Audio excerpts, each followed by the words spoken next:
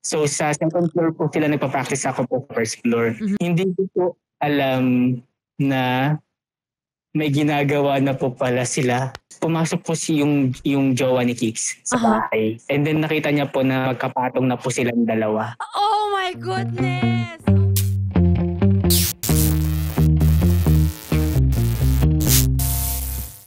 We have another caller on the line. Another person to make reklamo about their lives, about their work life.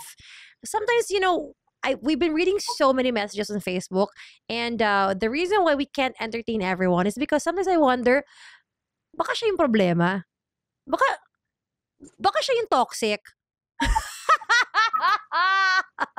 Malalaman natin with this next caller. Again, this is NSFW with yours truly.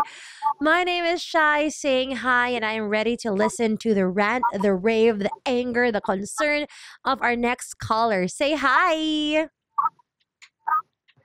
Opo. Oh, ayan. Parang layo niya. Are you in a cave? Actually po nasa exit po ako. Yan ang sinasabi ko eh. Yan ang nga ba sinasabi ko eh. Nagtatago ka talaga eh. Iniiwasan mo sila kasi you're just about to backstab them. And I love it. I support it. That's what this show is all about. So what's your name? You can call me po Derek po. Derek. So you're not... 26 years old na po. 26 years old. Okay. So you're not tall. Patingin nga profile picture mo saglit ha. Wait. Tinan ko lang dito sa Viber natin. Okay, wait. Mukhang charming ka. Okay. Sige. Sige, Direk. Tell me your kwento. Ganito po kasi, DJ Shai. May workmate po ako na may jowa. Ooh. And eventually, nag-break up po sila ng dahil sa akin. Oh! And, okay. And accidentally po, during that time, may nabuo naman po pag-iibigan ng dahil din po sa akin. Wait, sandali. There's you, and then there's office mate A and B, magjowa sila, pero nag-break sila dahil sa'yo. Tapos, ano yung nabuo with you and one of them or someone else? Or what? Paano?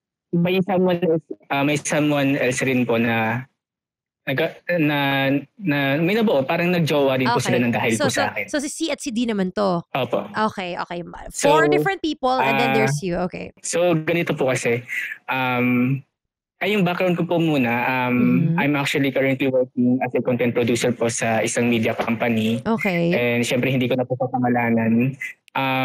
This story po was happened a year ago po. Pero i-share ko na rin po kasi ito po yung super memorable and unforgettable experience ko po bilang isang director po. Hi, sandali, grabe, alam mo, oh my goodness, you have to get the details right away na kasi grabe na imagination ko, napaka-wild na ng imagination ko.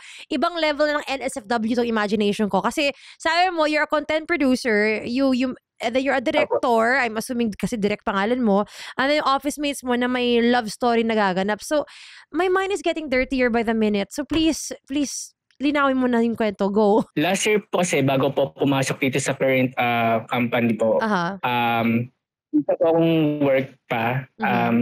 Dati po yun, isang production company po siya. As a film director po. In-applyin ko po as a film director. And it's a small company lang po siya and nakapokus lang po siya sa paggawa ng short film, documentary, advertisement, etc. etc. So, ganun po yung work field ko po. Siyempre, nung last year po, fresh graduate po ako noon. And doon po yung level of anxiety na kinakabahan. And nag-overthink po ako na magiging successful ba or magiging ganun po ba and such. Pero luckily po, saktong nag-apply din po yung classmate ko dun sa pinapasukan ko. And ang na-applyan niya naman po ay film producer. So, papangalanan ko po siyang Kix. Kix. Okay. Apo. Si Kix po, hindi ko lang po siya classmate. Kundi magtropa po talaga kami during college days. And para ko na po siyang kapatid sa labas kasi we're on the same boat po. Parang pareho po talaga yung gusto naming tahakin. And yun yung po yung makapasok sa media company one day. And syempre parang fresh grad, hindi pa po kami makapasok sa media company. So pinasok po muna namin yung film production. So ayun po, Si Kiko po, si Kix po, lagi ko rin po siyang kasama sa production every time na may school project po kami. Yung level ng tandem naming dalawa. So, ayun po, going back, nag-apply na po siya dun sa prod company na pinapasukan ko and super grateful po ako dun kasi natanggap siya bilang film producer. So, tuloy yung tandem niyo, kumbaga. Opo. Magiging maganda na naman yung tandem namin kasi kasama ko na po siya. Yes. So, hindi po siya ipinagyayabang pero sa murang edad po namin, parang naabot na po namin kagad yung ganung level of position. Though maliit lang po yung production na company namin, pero malaking bagay na po sa amin yun. So, Direk, wait lang ha. Po yung... Direk, wait lang ha. Kasi parang umabot dito yung buhok mo, ang haba. In fairness sa'yo ha. So, in this young age of ours, ang dami na namin nagawa. Ang layo na narating namin. Taray ha. Patingin nga after this call, I'm curious. I wanna see some of your works kasi mukhang ibang level ka talaga ha. Grabe, pang Oscar winning awards na yan or something like that. But anyway, sorry, ang daldal ko. Okay, may kinigaw. Tuloy ang laban. Push. One time po, naging mag-partner po kami sa isang project po. Ay, sorry, so, okay. It's a short film competition po. Sa isang short film competition po yung sasalihan namin. And yun po inatasan ng supervisor and manager po namin. Tapos, ayun po, dumaan kami sa storyboard defense kung saan hinarap namin yung mga supervisors and luckily po, naaprubahan naman po. So, fast forward po, naaprubahan na po yung yung story namin. So, prepared na po kami. Nag-set po kami ng schedule for audition.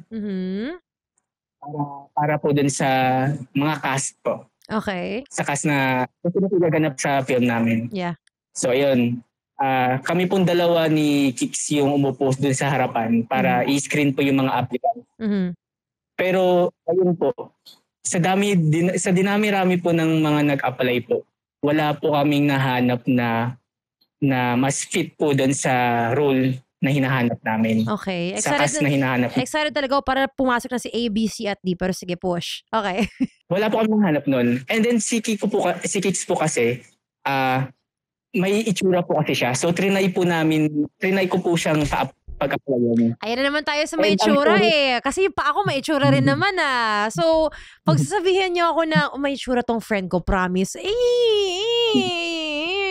My feet also has itsura. But anyway, sige, carry on.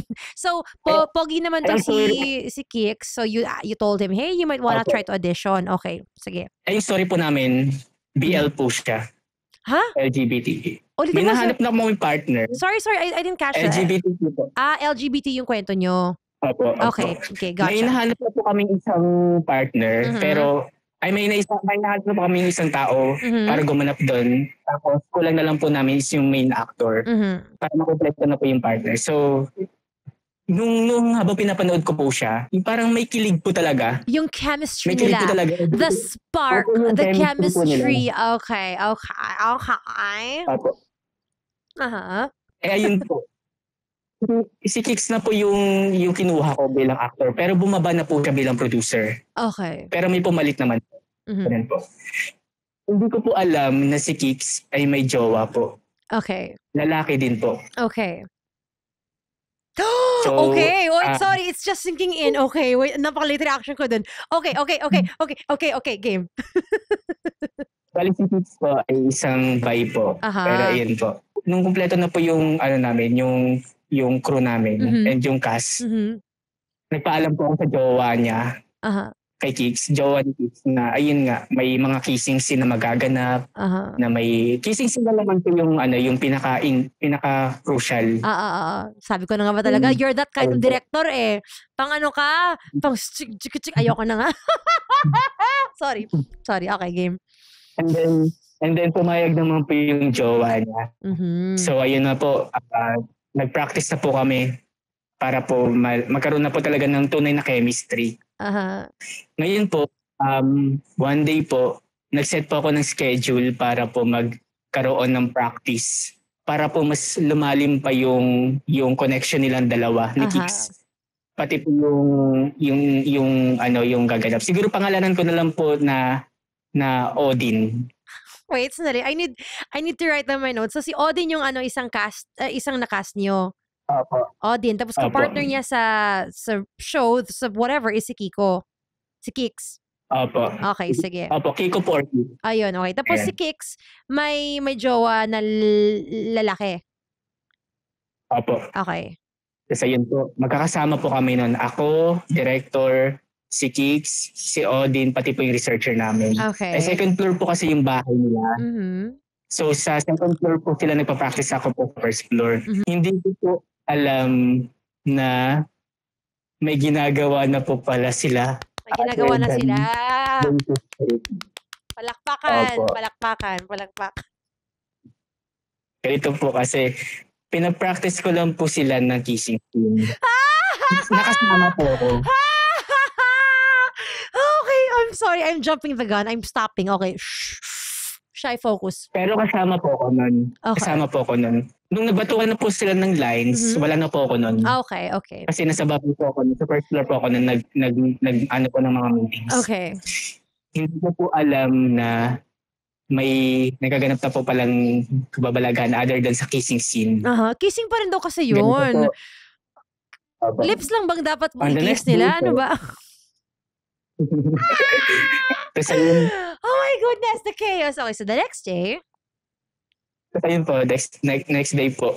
Mm-hmm. Hindi na po ako nag-set ng schedule ng practice. Mm-hmm. Pero si Kix po, pati si Odin, gumawa ng panibagong schedule para mag-practice ulit. Ay, grabe. Kasi, they want to perfect the craft. They want to make sure that when they deliver the kissing scene, sobrang okay na okay. Yung pasok na pasok. Yung parang alam mo talaga magjowa sila. Ano? Next day po, nag-practice po ulit sila na hindi ko alam. Ngayon po, sa second floor po kasi, second floor, silang dalawa lang po doon. Ay yung jowa po ni Kix na lalaki, tropa ko din po. Pumasok po yung jowa ni Kix sa bahay ni Kix. Umakit sa second floor? Umakit po sa second floor. Kasi sinasabi ko na nga ba? Parang napapansin niya po na parang may something na sobrang tahimik eh. So dapat batuhan na yun, di ba? Pero ba't ang tahimik? Mm-hmm. So pumasok po siya ng dahan-dahan sa second floor. Saktong yung second floor, yung pader po nun, parang may butas. Sumilip po siya. Okay, sumilip siya sa butas. Nakita niya po na, and then nakita niya po na magkapatong na po silang dalawa. Oh my goodness! Oh, baka naman yung patong is yung head to foot. Baka ganito yung patong. Hindi naman patong as in, sorry, nagjo-joke ako. Corny. Sorry, last ko na yun. Sorry, direct. Tigil ko na. Okay. Pero hindi naman po yung to the extent magsisex na po talaga sila. Parang patong lang po habang nakikiss. Okay. Ganun po yung making out. They were making out. Nagulat po yung jowa ni Kix. And then sabi po ni Kiko na practice lang daw po yun. Na part lang daw po yun ng story namin. Pero sa totoo, hindi naman po talaga part yun ng story namin. Okay, nakakatawa. Alam mo, ang galing. Ang galing ng mga cheaters talaga. Deny until you die. Nakapatong na't lahat-lahat. Hindi, practice lang to para sa, scene, gagawin namin, alam ni Direk to eh. Di ba, Direk? Oh my goodness. Okay, so then what happened then? Tapos ayun po, DJ Shy. Nagkahiwalay po sila nun nang dahil po sa akin. Yun po yung pinakamasakit sa akin bilang director kasi may naghiwalayan po dahil po sa akin. Okay. Kasi yun po. Pero siyempre, pinagpatuloy pa rin po namin yung film kasi we're running out of time na rin po. Kasi papasahan na rin po. Papasahan na rin po ng output namin. Mm-hmm. Silang dalawa pa rin po. Si Kiko pa rin po, pati si Odin. Mm-hmm. And then, hindi ko rin naman po akalain na sa araw-araw na nagsushoot kami, parang nagkakaroon na ng intimate relationship between them. Kaya ako bilang director, parang hindi ko ako payag doon kasi trabaho is trabaho. Yeah. Ngayon, kung ilalagay niyo siya sa yung relationship niyo sa trabaho, parang mali yun. So nag-away po kami ni Kiko noong time, ni Kix po. Nag-usap po kami ng jowa ni Kiko. And then hindi ko na rin po namalayan na nahuhulog na rin po pala yung jowa ni Kiko sa akin. Pero ano po, sasabihin ko po, straight po ako. Ano? Hindi, straight po akong lalaki. Okay. And hindi ko rin naman po talaga akalain na makakagusto sa akin yung jowa ni Kiko. Si Kiko po, tapos si Odin.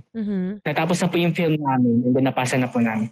And then after po ng film namin, mas lalo pa pong lumalim yung relationship nila. And then hanggang ngayon po, yung jowa naman po ni Kiko, wala na rin po kaming connection sa isa't isa. Pero si Kiko po, after po ng film namin, nag-resign na po siya. Tapos lumipat na po siya sa isang media company. Actually, si Kiko po, isa na po siyang reporter po sa ibang channel po. Alam mo, nakakainis ka. Talaga, grabe. Because you're making it so juicy. You're giving me all this information and parang I wanna know, sino siya? Let me know kung sino siya. As the chismosa that I am. Sorry. Hindi ko na po sasabihin ko sino pong reporter. Of course. Tama lang naman. Bulong mo sa akin mamaya. PM mo sa akin. Sige. Oh my goodness. And hanggang ngayon po, patuloy pa rin po ako as a freelance director po. And pinagsasabay ko rin po yung trabaho ko as a content producer po dito sa company ko po ngayon. So actually, you're not naman asking for anything. No? You're really just letting out all of these pent-up emotions that you've had for so long. Tama ba? Opo. So ganito, my question is, does the ex-partner blame you for the breakup? Noong una po, parang sinisisi niya po kasi parang bakit pinayagan ko daw po na may ganung kissing scene. Pero sa una po kasi, bago pa po mag-start yung shooting, sinabihan ko na rin naman po siya na magkakaroon ng kissing scene. Pero ayun po, hindi ko naman po alam na aabot po talaga sa intimate na may ibang kababalagan na palang nangyayari. So, at first, they were like that, na syempre nagalit sa'yo, ba't mo pinayagan, nagpaalam-paalam ka pa sa akin, tapos ito pa rin pala mangyayari, gets ko. But after a while, like, okay naman na siya sa'yo, di ba? Mukha namang okay na siya sa'yo kasi na-fall na nga, di ba? Ha? Tama ba? Like, di ba naging okay naman siya sa'yo? Like, they no longer blamed you for what happened? Opo. Pero ngayon po, wala na po ang connection sa kanya. Yeah. Parang ano ko na rin po, parang iniwasan ko na rin po siya kasi ayaw ko rin po masira yung pagkakaibigan namin dalawa. Pero si Kiko po, still now, pa rin po kami, magkasama pa rin po kami sa isang production po. So gumagawa pa rin po kami ng short film. And then kasama na po yung bagong jowa niya na si Odin po. So tatlo po kami makakasama sa isang production po. Okay, so in summary, boys and girls, okay, ganito, wait. I want to clear it up. So, si Direk and Kix were friends in college, and then when Direk started to get a job, naging ka-workmate niya na rin si Kix eventually, and then for a project, you needed an actor and an actress for a scene. So, since sobrang galing ni Kix, nakuha niya na yung role for the actor. Kumuha pa kayo ng actress, let's call her Diane. And then, nagpaalam ka syempre sa partner ni Kix na hey, there's gonna be a kissing scene here and there, so I hope you're cool with that. Pumayag naman siya. So, syempre, parang with the blessing of the partner ni Kix, ganun. Tapos, ang hindi mo alam is may nangyari na pala kay Kix at kay Diane. Like, what? Parang ganun. Like, nasty stuff happening under your nose, which you did not agree on, obviously, because you were very professional. Tapos sila, they were doing personal stuff. Okay. Nalaman ni partner ni Kix to. So, syempre, na-hurt siya, nagalit sa'yo. Pero ngayon, okay na, after siya nagalit sa'yo, wala na siya magagawa kasi syempre, may something na si Kix at si Diane, di ba? Silang dalawa. So, si partner na fall sa'yo, pero dahil nga na-bother ka, hindi naman bother, pero parang, of course, ayaw mo siyang paasahin and stuff like that, pati kasi straight ka nga, sabi mo, you didn't want to keep their hopes up, so iniwasan mo na lang. Yun ba? Opo. And then now, you're still feeling this guilt kahit everybody's at peace na. Tama ba? Hanggang ngayon po, parang may pa rin. Hindi ko po talaga po siya makakalimutan. Though okay naman po yung sila Kiko, sila Odin, and then yung jowa, yung jowa po ni Kiko. Pero para po sa akin, may guilt po kasi may magjowa po na naghiwalay ng dahil sa akin. Parang ganun po. Minasaktan po. I understand. Pero may part din na naging masaya ako kasi may nabuo din naman pong pag-iibigan ng dahil din po sa akin. So feel mo, Pero so you really hindi think that naman you could really say, sorry to cut you off, sorry, but so you could really say na you are happy for Kix and Odin alias Dayan. Opo, masaya naman po. Masaya naman po. And nakikita ko rin naman po na sobrang strong po ng nila, ng relationship nila hanggang ngayon. Okay, how long were Kix and X together before they broke up? Before nanloko si Kix? 2 years po. 2 years. What can I say about it? Actually, I have a lot of thoughts. I still have a lot of questions on the matter. But one thing's for sure, I don't know why you feel some sort of guilt. I don't know why you have some sort of PTSD with what happened. Kasi hindi mo talaga siya fault. Gets ko na you'll feel a bit guilty about it. Kasi nga, tama naman na a couple broke up because of your decision making. Ganun. But it wasn't still your fault. Hindi pa rin ikaw nagkaroon ng final decision. Hindi ikaw nagsabi kay Odin na pumatong ka kay Kix. Walang ganun.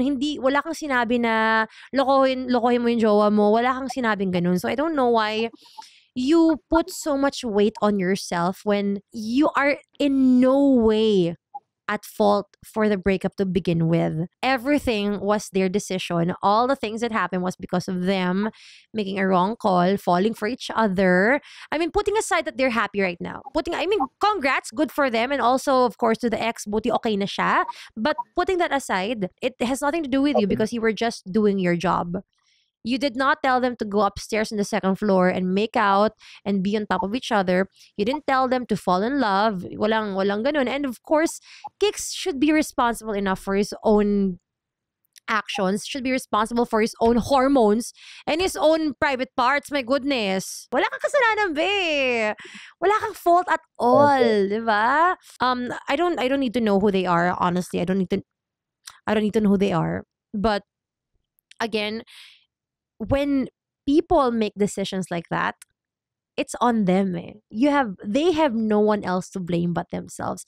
They have no one else to get mad at but themselves. Kaya nga, I'm surprised. I mean, I get that si X will get mad at you a little bit, get mad at you for the moment that they found out. Gets ko Parang right now, at that moment, wala silang ibang mapapagalitan kundi someone innocent, parang ganon. But for Odin and Kix, are they even blaming you for anything? Wala naman, di ba? Wala na rin. Pinanindigan naman nila yung mistake nila. They did not blame anyone naman. Parang sinasabi niya po na kasalanan po ng jowa ni Kiko na bakit siya nagkaganon, kung bakit siya naghanap ng iba. It's the gaslighting for me! Oh my God! Grabe talaga. Cheaters will blame anyone but themselves. My goodness. But thank you very much. Thank you for sharing this story, Direk. I wish that you will again take away the blame from you because or that little burden, whatever amount of burden you have, because it's really not your fault. It's really nothing on you. Thank you po, DJ Shai. Thank you po sa time. Thanks. You're very, very welcome. I'll chika with you soon. Bye! Bye po. Bye. Ayan. Sa sobrang haba ng kwento natin, guys, ayun, namatay yung isang ilaw dito. Actually, isang ilaw rin dito namatay kanina pa. But anyway, ilaw or not, maganda pa rin ako. And I still gotta say some stuff about Direk's kwento. My goodness, it was a lot actually. Putting aside that there is some juicy bits about like who the character is or whatever. Putting that aside, grabe ang intense lang talaga. And I really do feel bad that he at some point blamed himself kasi talagang no. It's the cheater's fault and it will always be the cheater's fault. No matter how bad of a partner the ex was, nag-cheat pa rin siya, 'di ba? I mean, I'm not saying that that the partner didn't do anything wrong, but if you're not happy with your partner, then you break up with them. You talk to them and tell them that you're no longer happy, etc., etc., etc. Because them being not a great partner does not give you the chance to cheat on them, diba? So yeah, if you really want to sleep with your coworker as well, break ka naman yung partner mo, ano ba? Mahal kaya mag check-in. What am I saying? Hoy, Ila, mag-cooperate ka, ano ba? You know what? That is my cue. My team is already asking, ano nangyayari? That is my cue to wrap things up. So yeah, please do let me know what you think about this podcast, what you think about this story of Direk. And if you also have cuento as intense as this, or even more, or even less, I don't mind, whatever. Tell me your stories. I would love to hear them. I would love to let you release some tension and just make yourself feel better by telling someone who is really willing to listen. Once again, my name is Shai, and this is Not Safe for Work, as in NSFW. And of course, this is a safe space for you to tell me all your cuento. Love you. Bye. Easy Rock. Hey, thanks for watching. For more exclusive videos and artist interviews, you can check out our videos by clicking here. And don't forget to follow us on our social media accounts too. Links are in the description below.